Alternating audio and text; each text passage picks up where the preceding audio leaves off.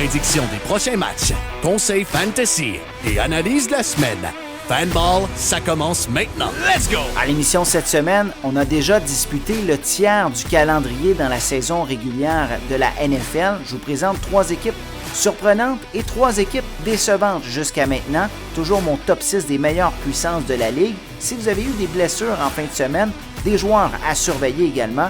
Et je reviens bien sûr sur la merveilleuse victoire des Jets de New York contre les Eagles de Philadelphie.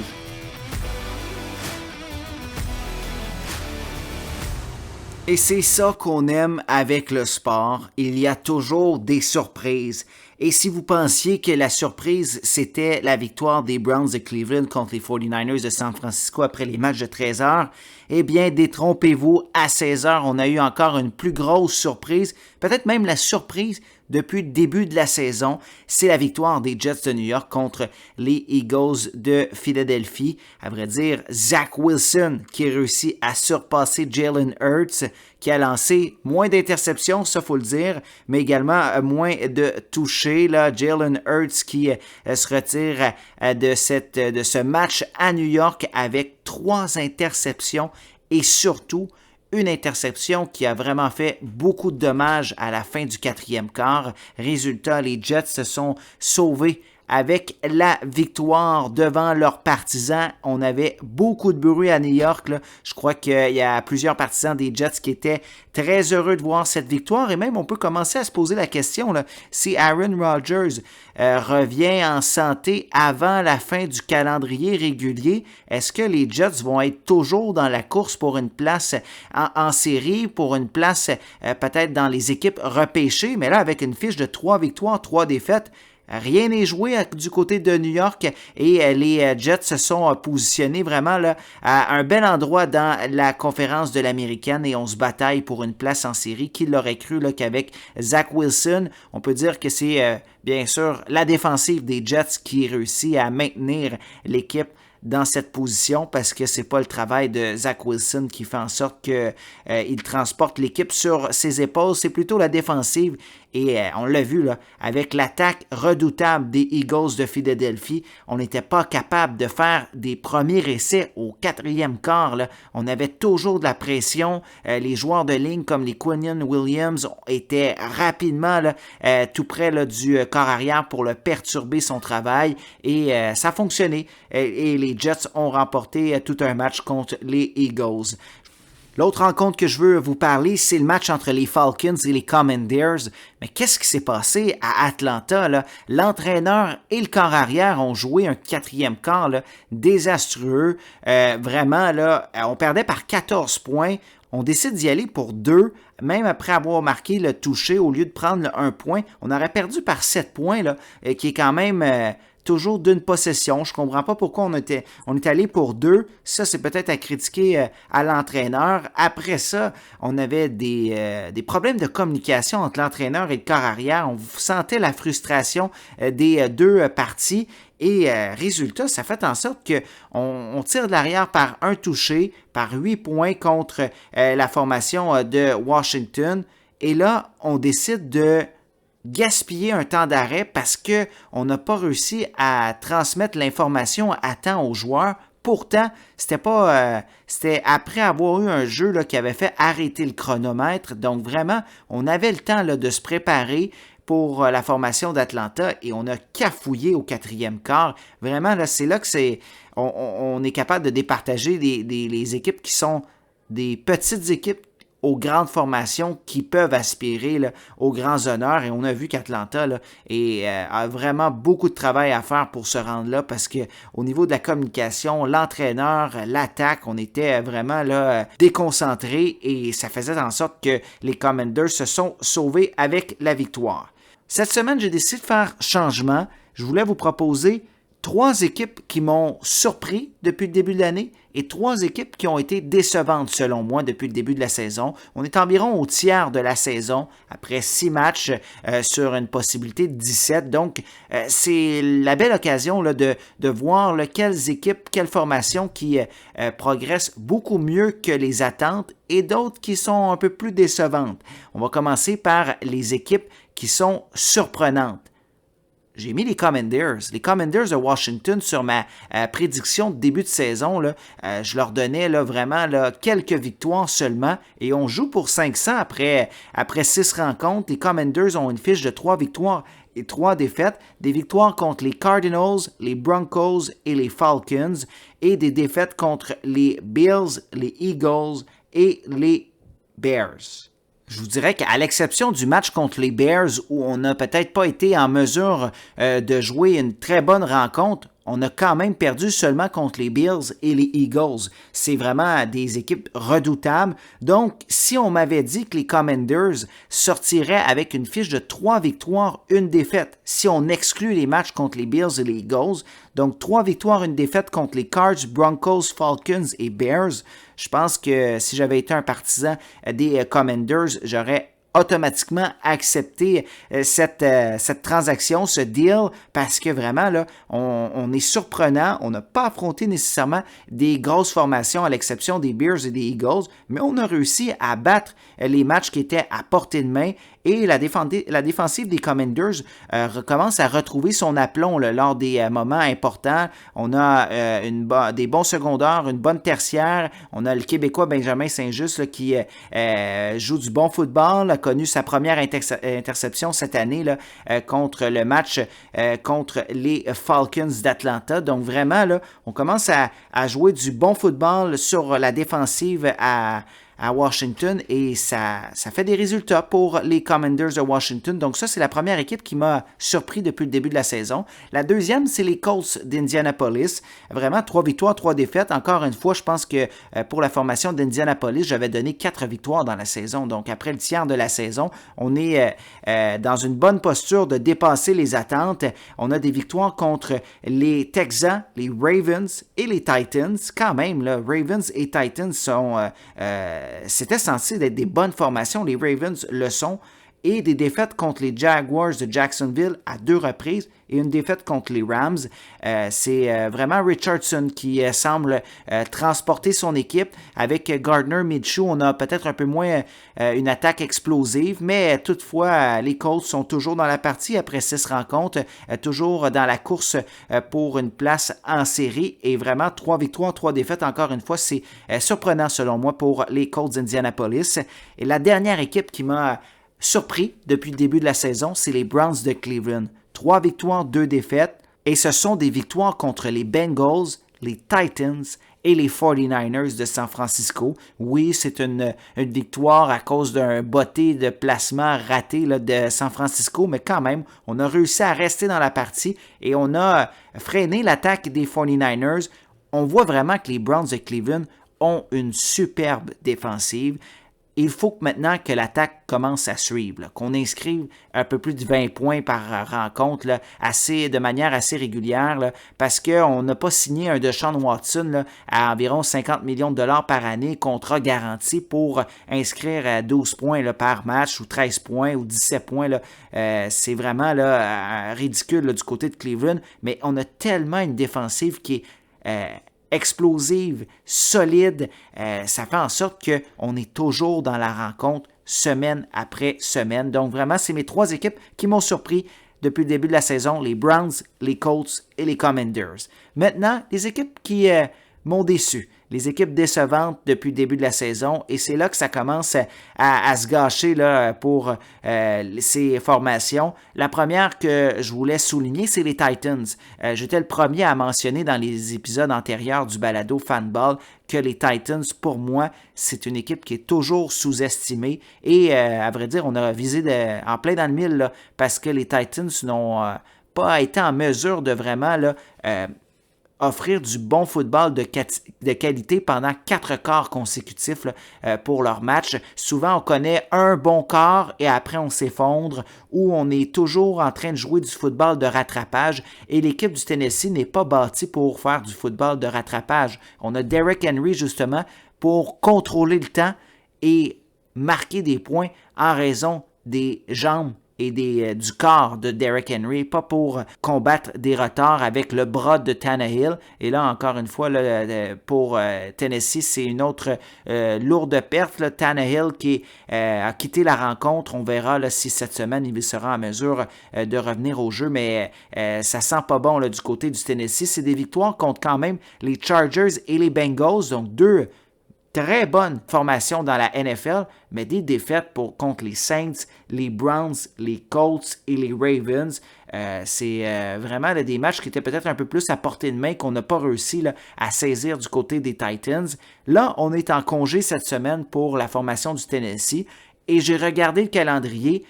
On a des adversaires un peu plus à portée de main là, pour les prochaines semaines. Donc, en espérant pour les partisans des Titans que cette équipe réussissent vraiment là, à offrir du football de meilleure qualité pour les prochaines semaines d'activité. L'autre formation, là, sans surprise, que j'ai mis, qui m'a déçu depuis le début de la saison, c'est les Broncos de Denver. Je ne vais pas parler longtemps là, de cette formation parce que j'en ai parlé dans les dernières semaines assez longuement. Et les Broncos ne livrent tout simplement pas la marchandise. Une victoire, 5 défaites. On sent que ça commence à faire fâcher l'entraîneur-chef Sean Payton, mais on va tenter de se replacer et surtout, là, mauvaise nouvelle pour les partisans de Denver, c'était la portion du calendrier la plus facile les 6 premières semaines. Maintenant, on tombe dans un calendrier beaucoup plus féroce, des adversaires qui seront redoutables dans les prochaines semaines et ça sent vraiment pas bon du côté du Colorado.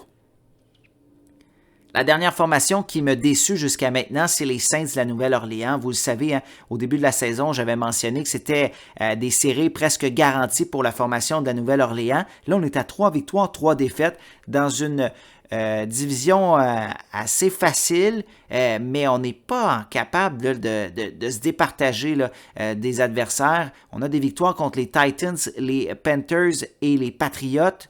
Et on a des défaites contre les Packers, les Buccaneers et les Texans. C'est vraiment pas un calendrier difficile. Là. Si on m'avait dit, vous affrontez Titans, Panthers, Packers, Buccaneers, Pats et Texans, on doit, et on veut faire les séries et faire un bon bout de chemin en série, on doit s'en tirer avec au minimum 4 victoires. Et dans la moyenne, je vous dirais, les bonnes formations auraient eu 5 victoires sur 6 assez facilement. Là. On voit que les Saints, c'est encore une période d'ajustement pour le corps arrière, Derek Carr, qui n'a pas connu nécessairement des grosses performances avec les Saints depuis le début de la saison. On sent qu'il continue à chercher un peu sa chimie. Les plans de jeu là, à l'attaque ne sont pas peaufinés. On voit qu'il y a plus tendance à lancer vers Michael Thomas que Chris Olave depuis le début de la saison, du moins surtout là, lors des 3e essais. Donc, ça va être intéressant de voir si Derek Carr et l'attaque des Saints peut se replacer parce qu'on a un calendrier facile. On doit faire les séries d'après-saison parce que assurément, si on ne fait pas les séries à la Nouvelle-Orléans, il va y avoir des postes qui sont en danger, que ce soit l'entraîneur-chef ou d'autres joueurs vedettes qui seront assurément transigés dans les prochaines semaines. Donc ça, c'est mes 3 équipes qui m'ont déçu, les Saints, les Broncos et les Titans. Vous aurez remarqué que je n'ai pas mis les Vikings du Minnesota malgré une fiche de 2 victoires, 4 défaites parce que c'était vraiment un calendrier difficile pour Minnesota et on n'a pas été capable d'aller chercher les victoires ou les matchs quand c'était à une possession, contrairement à l'année passée. Mais à 2 victoires, 4 défaites, on est toujours dans la partie dans cette division. Je sais que les Lions sont très difficiles à battre, mais quand même, on a un calendrier, là, on a des défaites contre les Eagles, les Chargers, les Chiefs. Pas mal n'importe quelle équipe de la Ligue nationale de football aurait perdu ses rencontres. La seule rencontre qu'on pourrait peut-être jeter des pierres à la formation des Vikings, c'est la défaite contre les Buccaneers de Tampa Bay, qui c'est un peu plus décevant.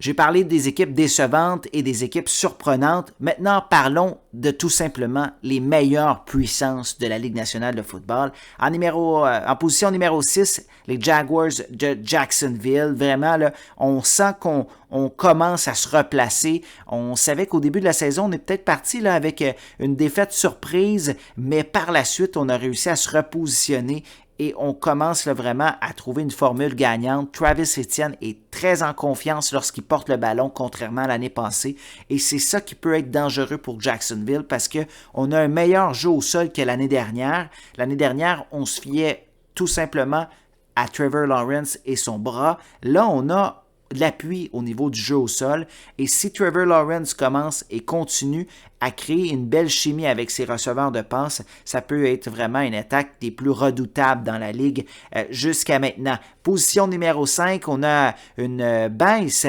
à raison de la défaite contre les Jets de New York. Vous l'avez deviné, là, c'est les Eagles de Philadelphie. Toujours dans mon top 6 des meilleures puissances parce que les Eagles restent que, à l'exception de ce match contre les Jets, on avait prouvé qu'on était capable de jouer du football contre n'importe quelle formation de la ligue et qu'on était assez dominant là, au niveau de l'attaque et au niveau de la défensive. Mais là, surprise, lorsqu'on affronte une bonne défensive contre les Jets, comme les Jets de New York, on a plus de difficultés. On l'avait vécu au début de l'année contre les Patriots de la Nouvelle-Angleterre, à l'époque où les Patriots étaient capables de jouer du bon football et surtout à l'époque des Patriots où on n'avait pas de blessés à des positions clés en défense. Là, c'est vraiment une autre paire de manches, mais on a vu quand on affronte des bonnes défensives, c'est pas toujours facile pour les Eagles, mais tout de même, ça prouve que Philadelphie est toujours dans les meilleures formations de la ligue. On a une fiche de 5 victoires, 1 défaite, et on est dans une division où c'est quand même plus complexe là, avec les Cowboys, et on est toujours au premier rang. Position numéro 4, les Lions de Détroit, encore une fois, là, en fin de semaine, on a été chercher un match important. On porte notre fiche à une fiche très intéressante là, pour les Lions de Détroit. Et je regardais là, certaines statistiques, une fiche de 13 victoires et 3 défaites à nos 16 derniers matchs de saison régulière. C'est vraiment là, très impressionnant pour la formation de Détroit. Et je faisais des blagues avec un de mes amis en fin de semaine. Je crois que c'est la première fois que je vois les Lions avec une fiche positive ou qui vont terminer avec une fiche positive cette saison.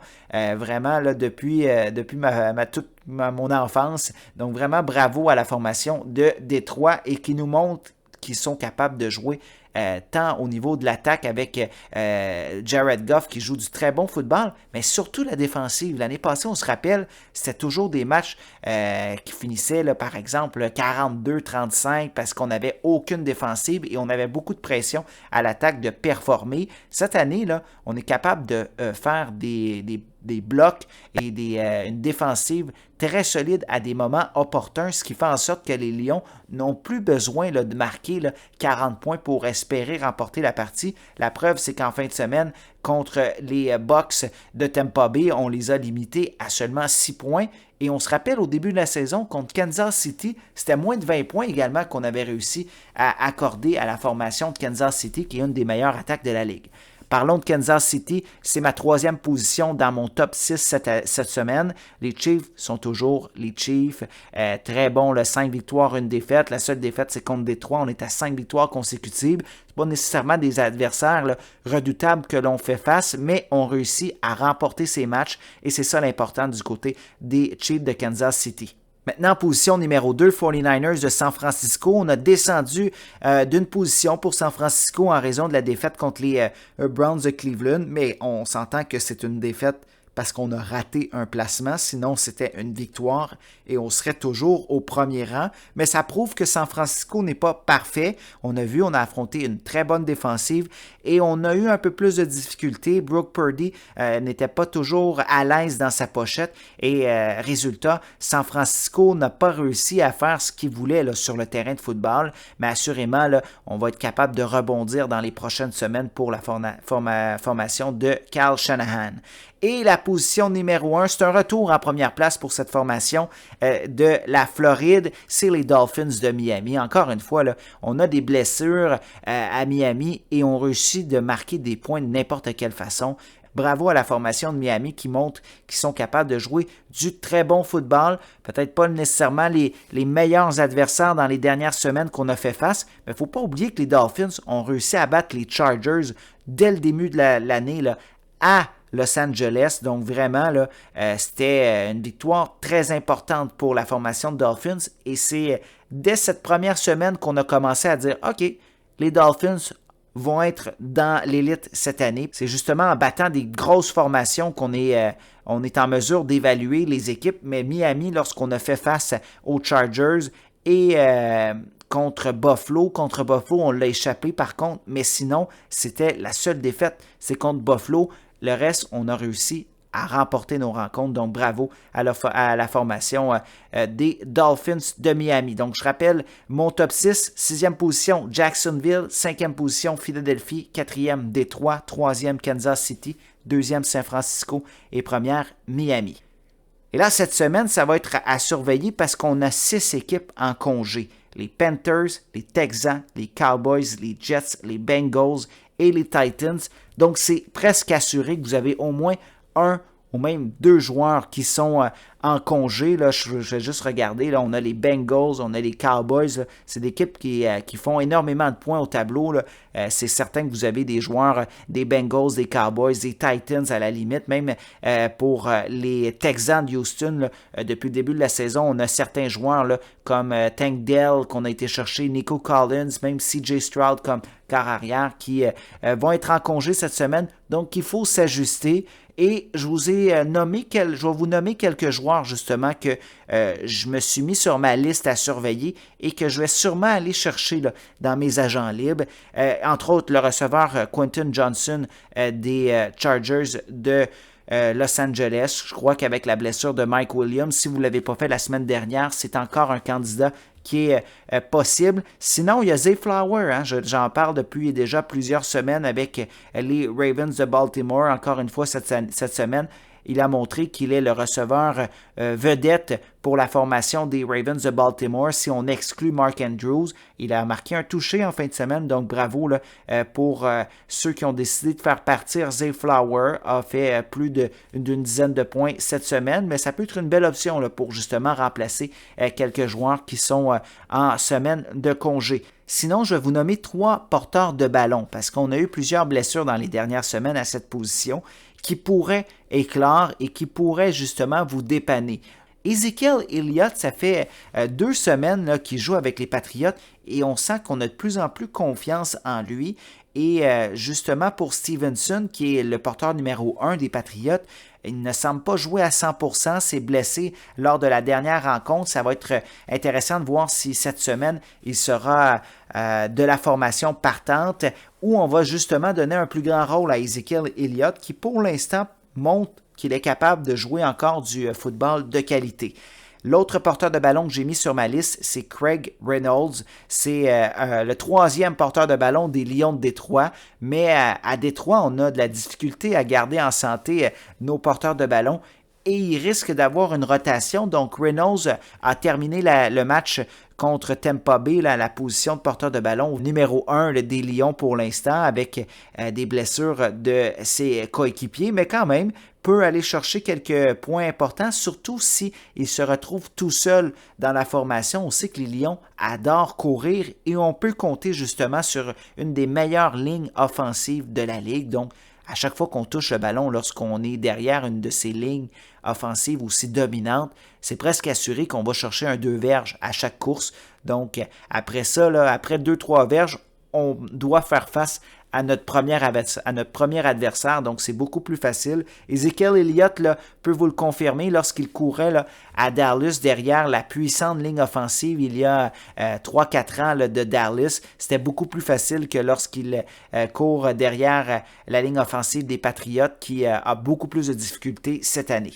Et le dernier joueur que je voudrais vous mentionner, c'est Antonio Gibson. J'ai vu que dans quelques ligues, il est toujours disponible. On sait qu'à Washington, on y va plus avec Robinson comme porteur de ballon numéro 1, mais Gibson peut aller chercher des points importants. Et il l'a montré dans les dernières semaines, justement, là, avec quelques belles courses. Donc, vraiment, c'est mes 3 porteurs de ballon que je vais surveiller cette semaine. Je ne suis pas convaincu que je vais faire je vais bouger parce que pour l'instant, je suis assez satisfait de mes équipes dans mon fantasy football. Mais si j'avais à bouger, ça serait pour Ezekiel Elliott, Craig Reynolds, Antonio Gibson et comme receveur de passe, c'est Quentin Johnson et Zay Flower. Voilà ce qui complète cette émission de Fanball. C'est déjà le 13e épisode du balado. Si vous voulez m'encourager, faites seulement partager l'émission là, sur vos réseaux sociaux. C'est vraiment très apprécié. Sinon, vous pouvez toujours suivre la page de Fanball sur Instagram. Sur ce, je vous souhaite de passer une excellente semaine et surtout, bon football.